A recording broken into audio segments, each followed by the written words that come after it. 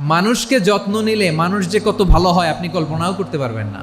মানুষকে নার্চারিং করলে, মানুষকে পলিশ করলে, মানুষকে গ্রুমিং করলে, মানুষকে সঠিক তারবিয়া দিলে মানুষ অনন্য হয়ে ওঠে। প্রতিটি মানুষ অনন্য। মানুষকে আল্লাহ তাআলা দিয়েছেন অসীম ক্ষমতা।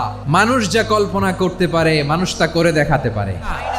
মানুষের কাছে অসাধ্য কিছু নাই মৃত্যু ছাড়া, অ্যাকসেপ্ট ডেথ। তোমার জন্ম হয়েছে জিতার জন্য, বিজয়ের জন্য তোমার জন্ম।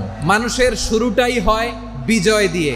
ওই 20 কোটি শুক্রাণুর প্রতিযোগিতায় সবাইরে পেছনে ফেলে সেদিন আমি সফল হয়েছিলাম, সেদিন আমি বিজয়ী হয়েছিলাম, সেদিন আমি এত ছোট ছিলাম মাইক্রোস্কোপ দিয়েও আমার অস্তিত্ব টের পাওয়া যায় না। ওই কম্পিটিশনে যখন আমারে কেউ হারাতে পারে নাই, আল্লাহর জমিনেও আমারে কেউ হারাতে পারে না।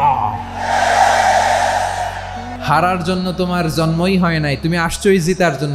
একটা কথা জীবনের সাথে সেট করে নিতে হবে, আমি জিতি নয় শিখি, আমি কখনো হারি না। মা বাবা যারা এসেছেন আপনার ছেলে মেয়ের যত্ন নেন। আপনার ছেলের মধ্যে যে কি পটেনশিয়াল আপনি জানেন না। আমার যে মা বোনেরা আছেন, ছেলে মেয়েদেরকে কখনো ছোট করে কথা বলবেন না। ও যে কোথায় যাবে আপনি জানেন না। আপনি মা হয়ে তাকে সাহস দিবেন, তার কল্পনার জগৎটাকে সাজাতে তাকে উৎসাহিত করবেন, ঠিক কিনা বলেন? নৈতিকতা, মোরালিটি, ভ্যালিউজ দিয়ে নিজেকে সাজাও, ইসলাম দিয়ে নিজেকে সাজাও। কারণ আগামীর বাংলাদেশ ইসলামের বাংলাদেশ। তাহলে মানুষের চেয়ে সেরা কেউ হতে পারে? মানুষের চেয়ে অনন্য কেউ হতে পারে?